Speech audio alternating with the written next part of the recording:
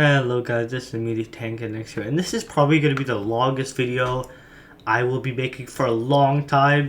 So as you guys probably noticed, I use Google Slides for these because I don't know how to edit, and I'm too broke for that anyway. But and so my usual videos about an individual tank usually peak around 10 slides. Obviously once we get into World War II, it's like for example the M4 Sherman, which had tens of thousands built and so many different variations and such.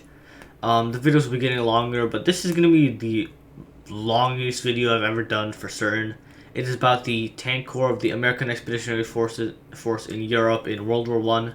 I don't expect to do these videos a whole lot about an individual tank corps of, an army, because, well, as we'll talk about, they kind of ended doing that, but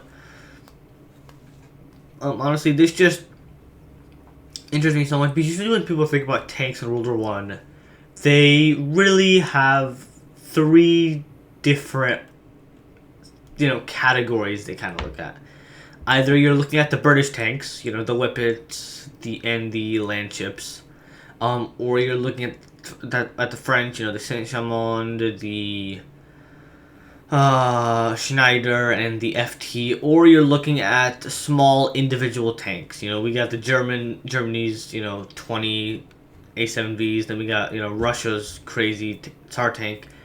You could probably put crazy prototypes in a whole other category, but American tanks really aren't talked about as much because we really were only in the war for about a year, 1917 to 1918, and tanks were only really used for a few months when they actually arrived here. So, I do think that's kind of why, that didn't really end up happening, because obviously it's not gonna be as popular when we're not in the war for as long. But that's enough rambling. Let's just get into it because this is already going to be a long video.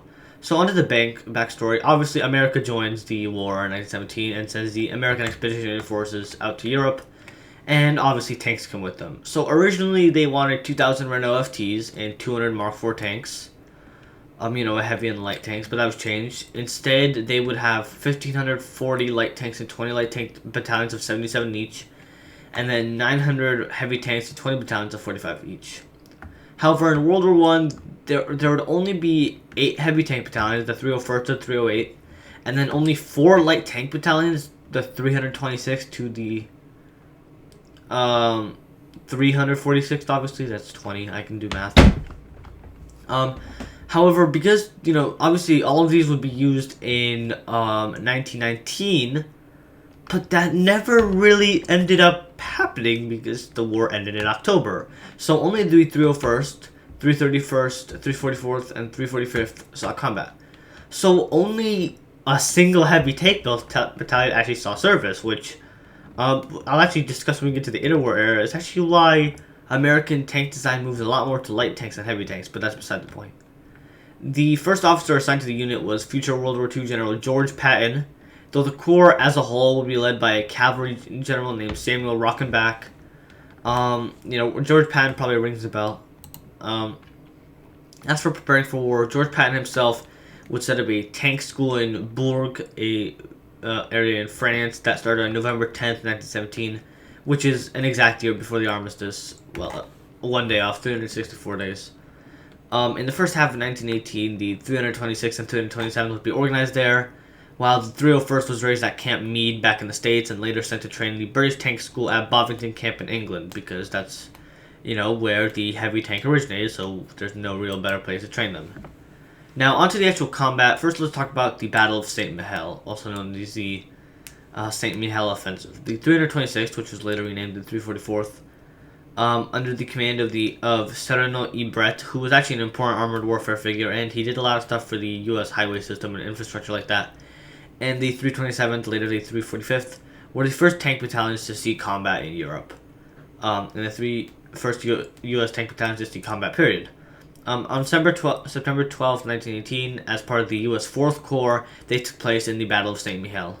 They were equipped with FTs, and the Germans had actually been warned of the attack beforehand, so they really largely had retreated by the St. Mihail salient, so they didn't really see much combat, but which was kind of embarrassing, because even without many foes, The FTs either ran out of fuel because they could only go, well, I think like 35 miles an hour going off the top of my, or 35, not 35 miles an hour, that's fast. 35 miles in their combat radius. Or they would just break down. So that was pretty embarrassing, honestly, for a first go. One thing I do find really cool is George Patton was really gung-ho about this. His words were, "No tank is to be surrendered or abandoned to the enemy. If you are left alone in the midst of the enemy, keep shooting. If your gun is disabled, use your pistols and squash the enemy with your tracks.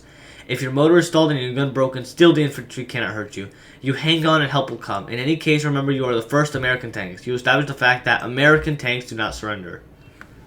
So, you know, this was pretty... he was very interested in the tank concept.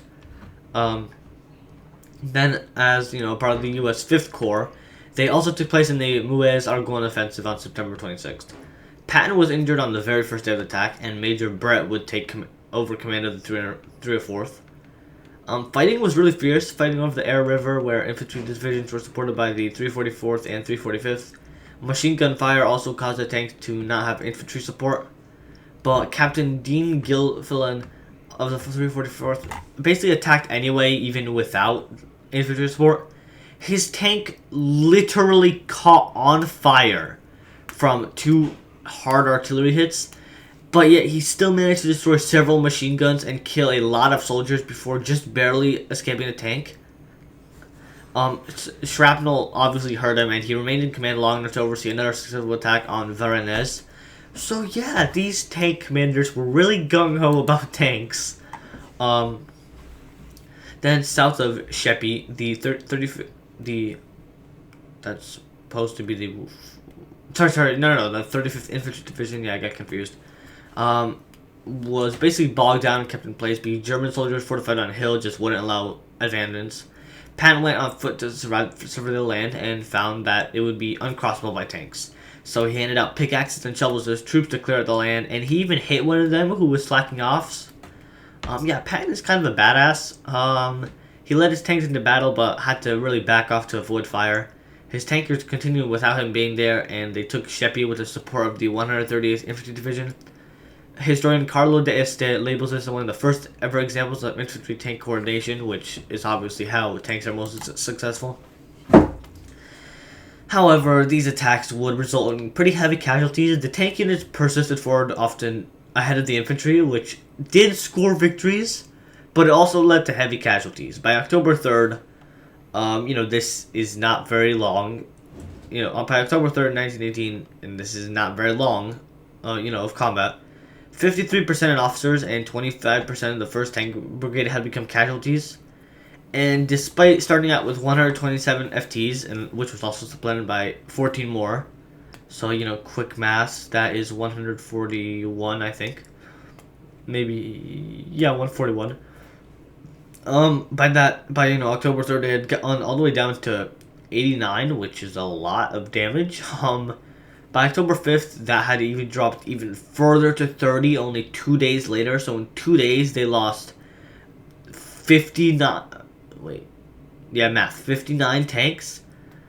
And even, like, 5 days after that, out of, you know, 7 original captains in the brigade, only 1 had not become a casualty. So you could see that casualty rates were skyrocketing with these tanks.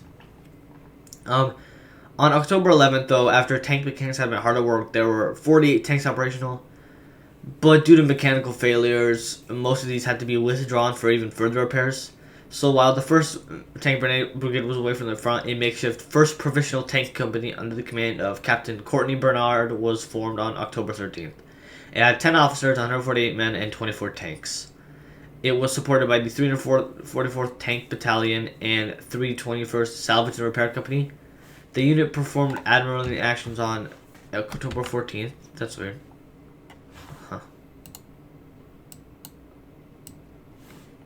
Unprofessional to be editing this during the video, but I'm sorry. The unit performed admirably in action on October 14th and November 1st. Now, light tanks were not the only people to actually see fighting. The 301st Heavy Tank Company, or Heavy Tank Battalion, was the only heavy tank battalion under U.S. service to see fighting in World War I, and it was under the command of Major Ralph Sesse. It was put into service by the St. Quentin Canal, if you remember Battlefield 1, that probably rings a bell, on the Hindenburg Line. They were equipped with Mark IV, and I don't think they had any Mark V tanks, but they might have had one or two. I don't really remember. I think it was like 99% Mark IV tanks though.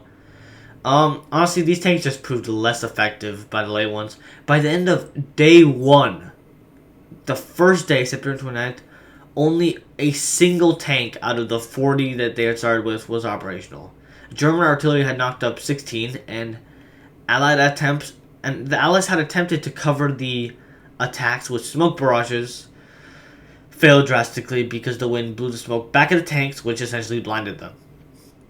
The infantry also literally just passed by German positions occasionally, so the tanks were also attacked from behind, and then breakdowns and mechanical failure didn't help things. So the first day was really, honestly, just a disaster. But even despite the destruction of the tanks, many in the 301st kept on fighting. They even just literally dismounted the tank's machine guns to just continue firing like that.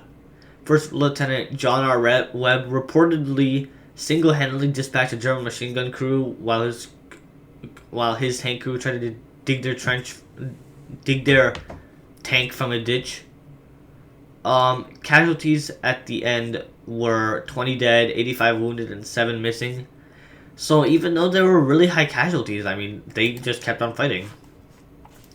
By October 5th, 22 tanks had been restored and now operational. So, thank God, because there were a lot of damage. On the 8th, they supported the 30th Division to take Brauncourt. A mix of good weather and terrain, along with cooperation between tanks and infantry, led to a very successful attack by World War I standards. Showing again that when infantry and tanks work together, it is a lot more effective than either one working alone. Only 9 tanks this time were put out of service, some by artillery and some by mechanical failure, so, it was a lot better. In regards to Brauncourt, 2nd Lieutenant Paul S. Heimbaug described it as the following. It's a mile to your objective now, but it's a mile of thrills. You get shot up, put out about half a dozen machine gun nests, clean up another sunken road with machine guns placed every 10 feet along it. A 1-pounder in the head scares you with several place shot before it goes west, which means it's destroyed. Some German artillery observer way back spots you and chases you over the landscape, dropping a shell now in front of them and back of you.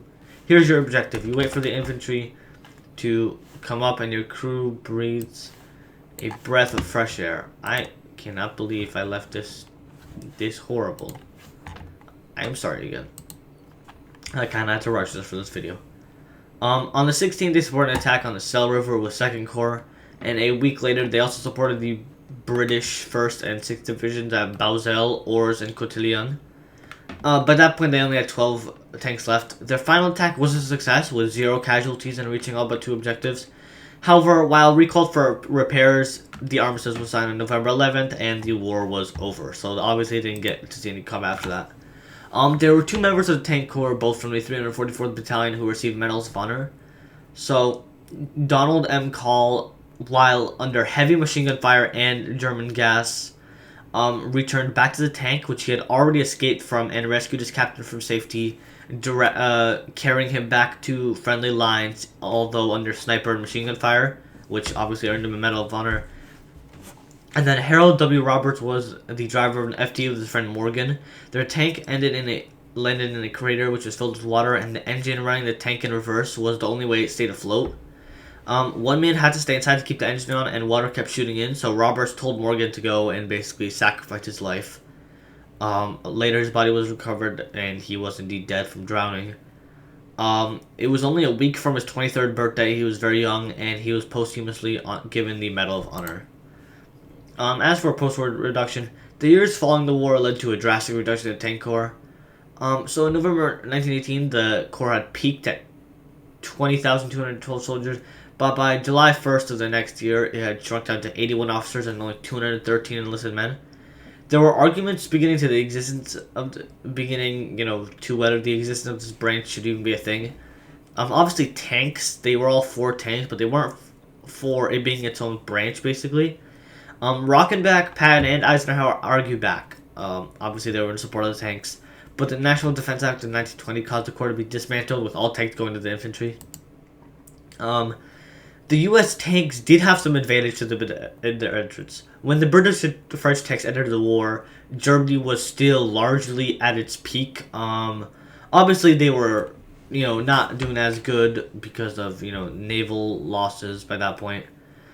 But Germany was significantly weakened by the time the U.S. tanks entered. Not to mention, by 1918, really, the war was beginning to leave the trenches and going on to open fields, which was obviously better for tanks.